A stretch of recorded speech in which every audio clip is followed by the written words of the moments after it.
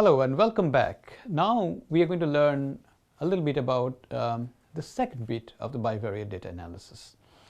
Remember, in our previous module, we learned that if you have two variables, how you're going to work with them. So we first learned that there could be many different types of variables. For example, a continuous variable, a categorical variable, could be ordinal variable, it could be variables such as interval level variables, ratio level variables, etc. In the previous module, we learned that if both the variables are continuous, which means if the outcome variable is a continuous variable, if the predictor variable, or what is often referred to as the explanatory variable, is a continuous variable, there are certain things that you can do. For example, you can plot a scatter plot, or you can work in some other ways.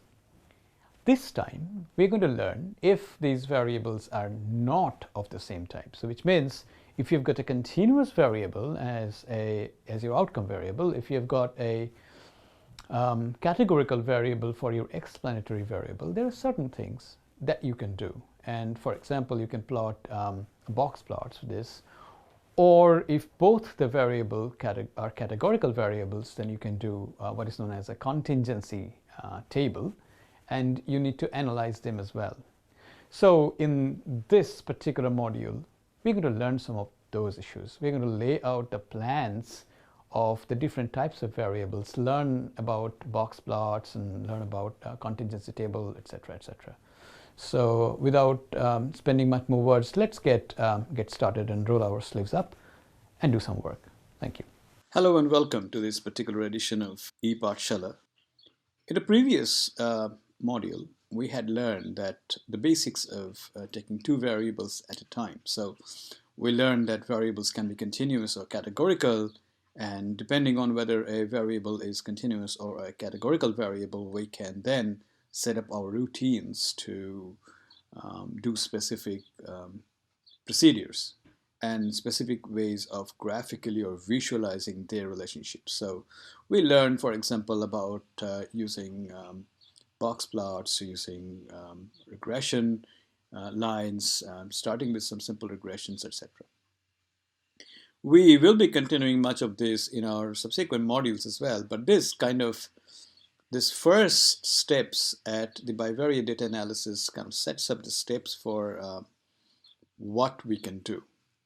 And of course, we will be doing a number of different things because these set up the motives for more complicated data analysis. So it is important that we pay attention to this at this stage. And as you know, we have been following this motive throughout this series. That is, we introduce the basic concepts to some extent, lay out or describe the principles of the main point. For example, in this particular case, bivariate data analysis, what are some of the principles that we should be following, some preliminaries. We run a few demonstrations, and as we run the demonstrations, we tell you about it, and then we summarize the whole thing. The most important thing that we would like to really focus here is this, that this particular series is focused on R. So it's just one statistical programming environment in which we are showing you some of the things that you can accomplish with the R software. And of course, there are much more details that we have not chosen to elaborate here, which I hope that you will be learning and doing some additional studies. You can find many of those additional resources listed in the resources document that goes with this particular module. So I encourage you to go and read some of these things to get a sense of the more detailed details of it. There are plenty of other books, manuals, monographs, demonstrations, programs that are available on the World Wide Web, and I would encourage you to look and go through them. So in this particular module, our objective is that we continue with the graphical exploration that we started with the bivariate data analysis part 1. This time we start looking at the continuous and categorical variables, and we'll learn a bit about analysis of variance, particularly with continuous versus categorical, and we shall learn about chi-square tests. In general, the motive goes like this, that anytime you come across a data analysis routine, it is very important that you understand the context of that data analysis. In other words, let's say you are interested to investigate length of stay of patients in a hospital with respect to particular changes in practices or general surgical procedures, some other things. Then you need to understand the context or the background in which such analysis are going to take place. So what is the variable? What variable is likely to be the most important variable of interest? This in turn will determine your data analysis as well. Because if you take everything out of the context, then you may get a set of estimates and perhaps even interesting results, but those results cannot be really translated back into the context where or which generated the data. Therefore, one of the things that I'd always encourage you as you start going through these procedures using the R software is try to keep in mind the context from where your data arose and the context in which the data analysis exercises are taking place. So, for example, there are some variables that can be both categorical as well as continuous. So you can interchange between a categorical and a continuous data. So in this particular example, we'll take a look at a continuous categorical data pair. Now you know that when your outcome variable is a continuous variable and your explanatory variable is a categorical variable, or vice versa, which means that if your outcome variable is a categorical variable and your explanatory variable is a continuous variable, in either case, you can construct box plots. And as we all know, box plots have got some very interesting properties. In a singular box plot, which is quite suitable for a continuous variable, you can take a look at the lowest value, which is going to be the lowest cutoff value beyond which if a value point lies, then that is labeled as an outlier. You can get the 25th percentile, which is the value which demarcates the lowest 25% from the remainder 75% of the values. You get the median, which is the exact midpoint, 50th percentile. You get the 75th percentile. And then you get the maximum range that will be defined by a value which is roughly around 1.5 times the interquartile range from the median point. So these features are pretty well known. And therefore, box plots are also known as box and whisker plots because they look like boxes and like two whiskers that extend out of the two surfaces of the box. So far, so good. Box plots are quite useful in the sense that it gives you a very nice, immediately available graphical summary of a continuous variable. Therefore, it is quite intuitive that if you could break that continuous variable into two sets so that for each set, not just two sets, but two or more than two sets, but for each set, you could construct a separate box plot that would enable you to take in one instant, in one fell swoop as it is, a good idea about what is the distribution of the various points in terms of their outlier points, in terms of their median, in terms of their containment of the values. Where do they lie on that spectrum of the different cutoffs that you have decided? It could be cutoffs. If you have got another continuous variable, you could actually use them as cutoffs. If you've got a categorical variable with two or more than two categories, it could be just that category for which you can plot the boxes for the corresponding continuous variable. Box plots in R are rather easy to construct. So in this particular exercise, we are going to load the package called PIMA, or rather the package called Faraway, which was written by Julian Faraway, who's a very renowned statistician, who's a great R guru. And then you load Julian Faraway's library, so it's called Library Faraway. You could also write a require Faraway. In the third line, we decided to load the dataset PIMA out of Julian Faraway's dataset. There are PIMA is a dataset where Faraway was looking at blood glucose level amongst the Pima Indians. There are particular ethnical subsets, ethnical group in America. So he was going to look at the at some of the data on glucose metabolism, Pima Indians. Now we in this particular case are quite interested to see whether what kind of test results people have, and what do the test results mean? The test results are for glucose concentration. It's a very obvious, probably trivial example. But the beauty of R is this, that R kind of senses what variables you give it, and then based on the variable that you will provide R will automatically, or some people, as I say, automagically, will return you the correct plot. So the code is again very simple. We'll run through the code and we'll run through the parameters that are present in the code, or options that are present in the code. For box plot, the code is this. Box plot, you open a parenthesis, then you type the name of the data set. I say in this particular case it is Pima. Then put a dollar sign, and then put or write the name of the particular variable. The dollar sign is important. Think of the data set as a box, and within the box you have got all of these other objects, which is the variable. In this particular case we are talking about glucose, and we are talking about the test as two variables, and a box is Pima. So in order to abstract or extract the particular variable from the box, you use the identifier, the dollar sign, and then you separate your outcome variable. You write the outcome variable first, and then you write your explanatory variable next. The outcome variable is a continuous variable, so that gets written first. The explanatory variable is a categorical variable, particularly and only for box plots, so that's written next.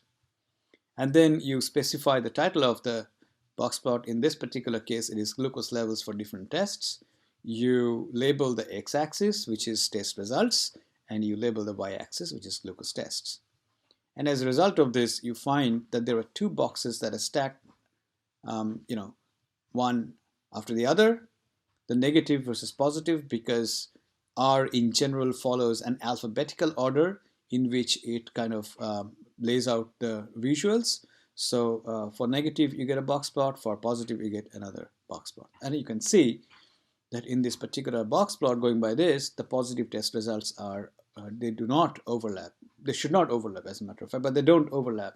And there is a considerably high value for glucose levels for people who had test positive results that returned as tests, where the test was positive, versus for those people for whom the test was negative, you see a lower glucose level. That's very, very obvious. So this is one example in which, or one instance in which you can measure the categorical, or you can observe or visually inspect the combinations of continuous versus categorical pairs. In the next bit, we are going to take a look at the categorical continuous pairs using what is known as a t-test. And t-test was of course, as you know, that there's a whole history to this, how t-tests were, came into being. We are not going into that history because that's not relevant for our topic today.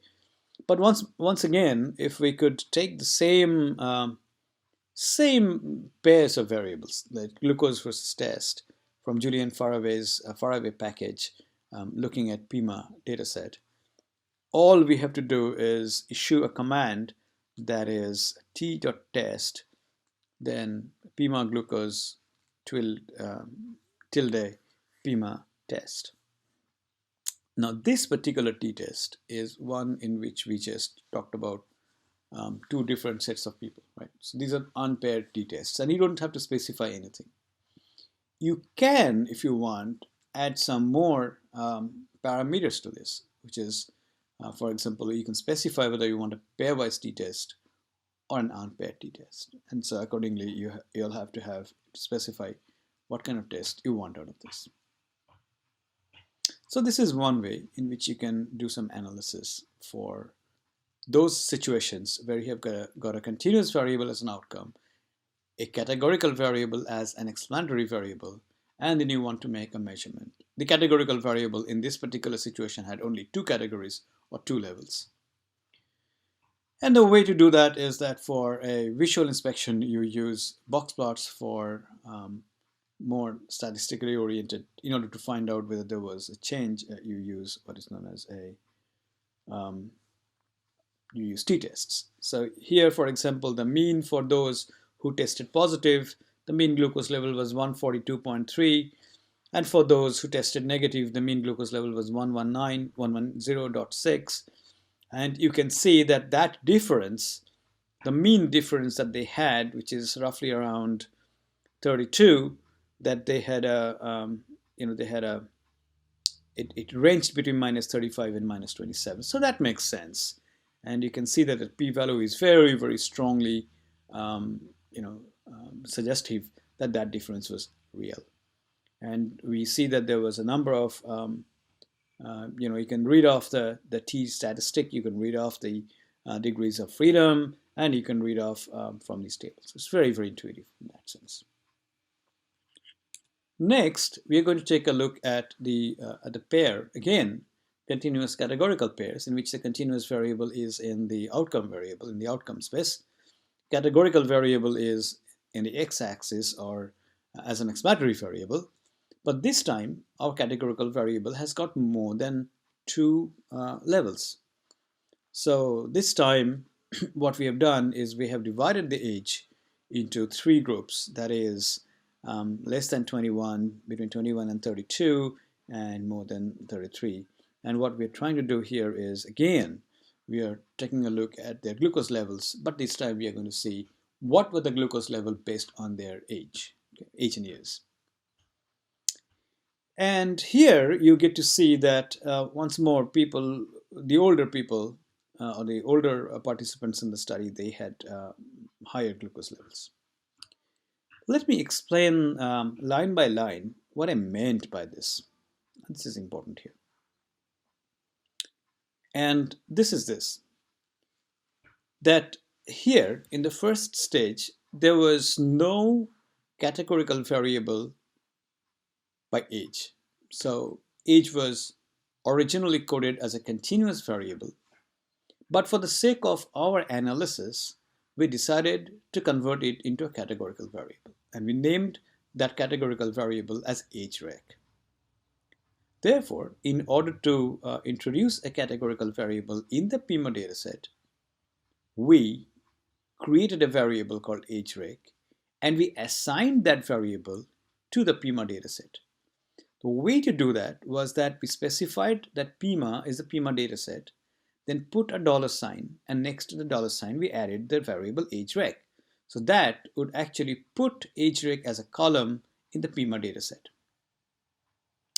Then we selected a function which is known as cut. Now cut is a function which you will use in order to convert a continuous variable into a categorical variable. This is an artificial example. What we are doing here is this, that we have taken a particular continuous variable and we have forced it to become a categorical variable. And what the marks of this categorical variable could be is entirely arbitrary, but you can again use a number of different things depending on, again, the context in which your analysis is going to arise. Here we decided that it would be meaningful for us if we were going to take, if we were going to, if once we had seen what was the range of the values, we could break it up into like three groups. So we thought maybe one point would be less than 21 years, one would be between 21 and 33, the other would be greater than 33. So what we did was that we broke it up, and therefore we used the term breaks, and we said 0, 21, 33, and a max of the age that we got. We could also replace 0 with like min of age and then could select it, but we instead chose to do it like 0. And the max could be 82. We found out already that the maximum value was 82, so we just stopped there. Then if you go back and then label them as such, That's what we have done. We have labeled it like levels PIMA age rec, and then we put expressions like C less than 21, 21 to 33, 33 and above. So that there are no overlapping age that group that we get to see. Next, what we do is this, that we plot glucose. So we this time when we do this, we have decided that all right, we'll do it slightly differently.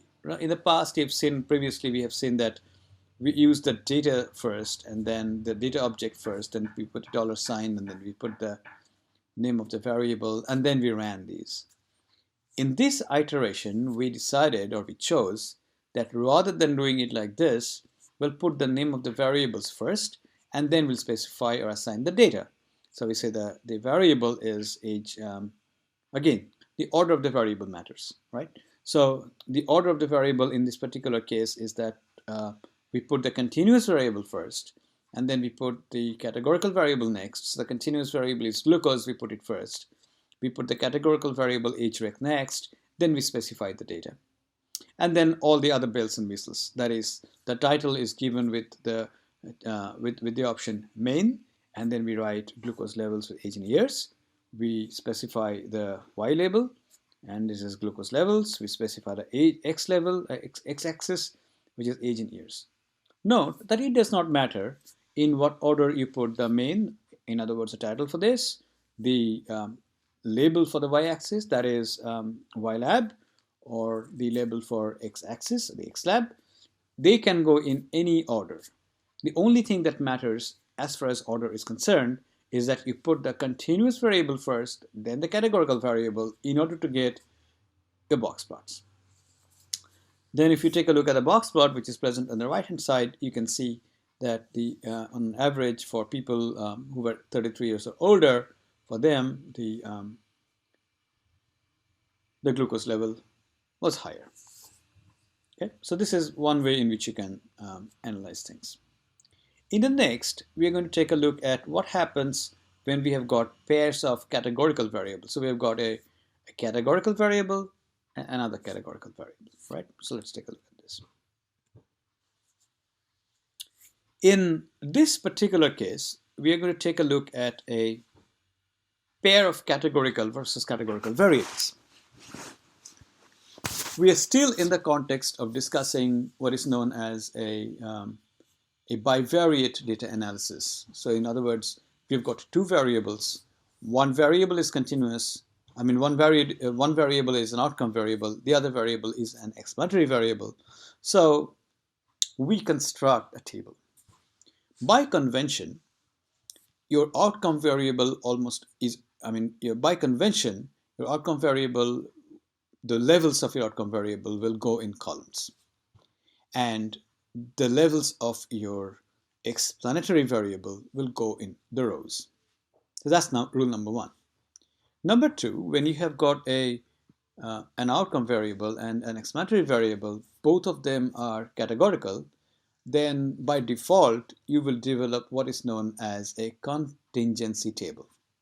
In a contingency table, it can take any shape from a 2x2 table in which you've got only two categories of your outcome variable and two categories of your explanatory variable to any number of cells that can go into this. So n by n.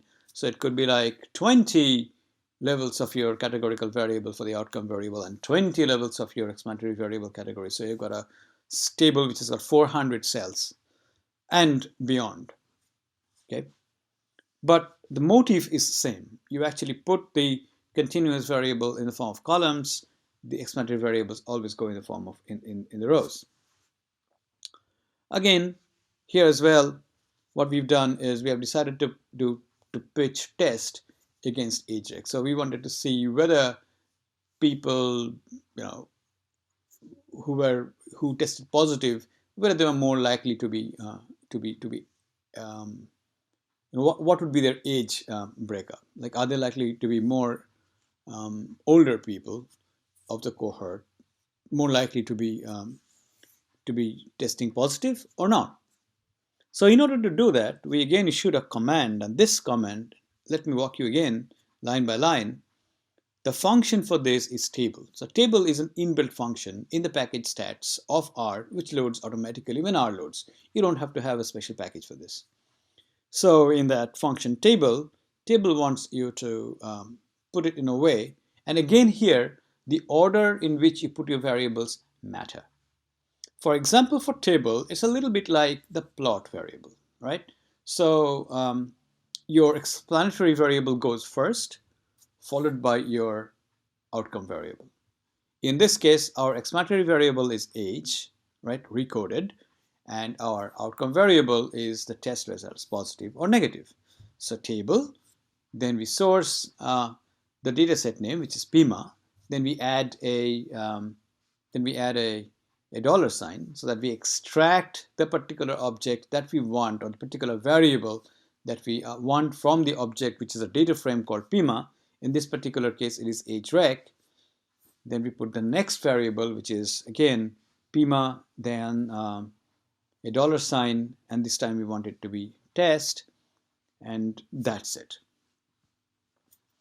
If you do not give table any other parameter, or table in this form just puts out the contingency tables in the form of raw numbers.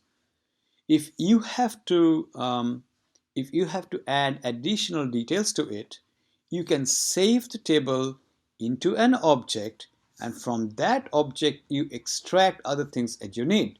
For example, you can get a sense of the percentages, or you can extract the row percentages, or you can extract column percentages, and so on and so forth.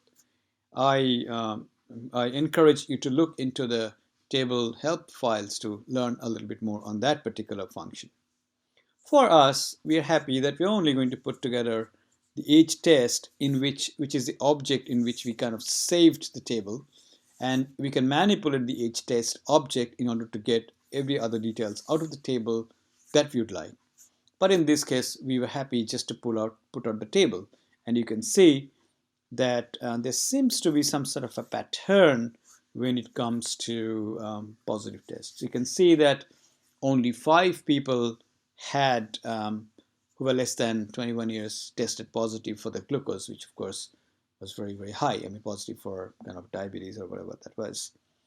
And more than about 146 people, age group 33 years or older, tested positive for the glucose test in the PIMA-Indian group that we were looking at. So it immediately gives you a sense that there may be an age involvement in it, but how do we characterize this better? So in the next bit, we take a look at the same categorical pairs, but this time we would like to take a look at the statistical properties of that kind of a table. So in table, we were able to tabulate or construct or set up a contingency table with the numbers there, but what do the numbers tell us? And this is where we start talking about putting together a chi-square test. Very simple. The chi-square test again belongs to the same thing, except the results of the chi-square test can be saved in an object. In this particular case, we have tested it in an object. We have stored it in an object called chi-test age test, and then we issued the function chi-square dot test. This is the name of the function.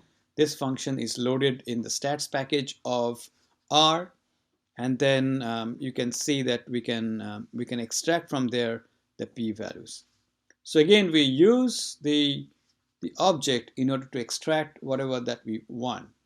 And as you can see, R is reticent. It will not give you copious outputs. You will have to ask for it.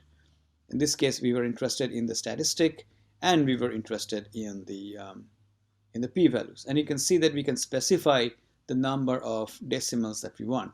So for example, for p-value, we wanted 4 places to the decimal. For the statistic, we wanted 3 spaces. And you can see that the chi-squared statistic is 55.839, and the p-value is less than 0.001, because even at 4 places to the decimal, it still returned a 0. Okay? So this is how we work as far as this is concerned. In the next, when we do something like this, it is very important that we would have a visual inspection. Now, normally, we would have the visual inspection go first and then this. But in this particular case, we wanted to reverse the order to a little bit. So we said that we'll do a bar plot of only that bit that talked about the positive. So look at the codes again. Remember that we saved the table into an object called age test. And because it was a table, we wanted to find out the dimensions of the table. So we use the function dim, dim, and it tells us that they've got 3 rows and 2 columns. So it'll point out that. So because there are 2 columns, and because we know that R actually saves everything alphabetically, therefore the second column is going to be the one that talked about the positive column. So then we decide to bar plot it. And remember that in bar plot, we actually put in either a summary or a table object. So in this particular case, the table object is age test.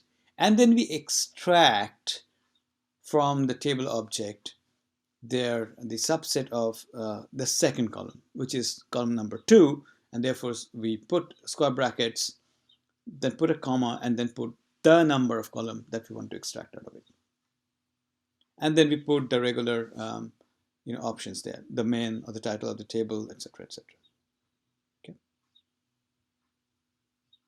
So that's one way of doing these things. But this time, what we have done basically is we have picked up the raw numbers. But if you were a little bit more discrete, you'd be more interested to find out the percentages rather than the raw numbers. And here it is. It gives us a sense as to we can extract the row percentages of this. Okay, this is more topical for us. So we said, give me the row percentages, and therefore we use another function called prop.table, and then within the table object we specify that we want row, and the symbol for row is 1, or the indicator of the row is for 1. The indicator for the row our columns are 2. So if you wanted column percentages, we would have put like age test, comma 2. But in this particular case, we're interested to have the row percentage. So we'll say 1. And then we multiply it by 100 because rather than proportions, we want percentages. And then we round it off to 2 places of the decimal. And then we put this, because it then stores everything into, again, another object which is called age test PCT, and then we subset that object as before with the second column, and we put it out there. So here is the result of that graph, and as you can see that there is a corresponding high increase in the percentages for people with who were 33 years or older than that. If you do the same thing but with just numbers, you see that again there is an increase, but note the difference. That increment is not that much. So therefore, it is advised that when you put, when you visualize, inspect contingency tables, use the percentage option rather than the raw numbers, because raw numbers may not always give you the correct kind of impression, or may not give you the good visual impression that you get then further use. So to summarize, in this particular module, which kind of concludes our initial inspection of the bivariate data analysis, and will continue with this, but in a slightly different direction now. We talked about we finished or completed the basic concepts of bivariate analysis. We learned that it is predicated by the types of the outcome and the explanatory variables. We learned several ways in which you can inspect visually the 2 dimensions, or the 2 different types of variables, and what can we do about it. Okay. In the next, we're going to continue this example and start learning about regressions and linear models, etc., etc. Thank you very much for your attention. Welcome back. We just covered bivariate data analysis part 2. So at the end of completion of part 1 of bivariate data analysis, where we were looking at the different kinds of variables, and if the variables were like both continuous, what you'd like to do. And then in part 2, where we focused on the continuous and the discrete cases, and we found out about doing box plots, we found out about setting up contingency tables. You should be in a better position now if you start with two different variables, what strategies you can adopt to analyze them. So I leave you in this module with this knowledge. We are going to pick up on the same topics in the second bit, where we're going to learn about regression. Okay, so till then, bye bye and keep learning. Thanks.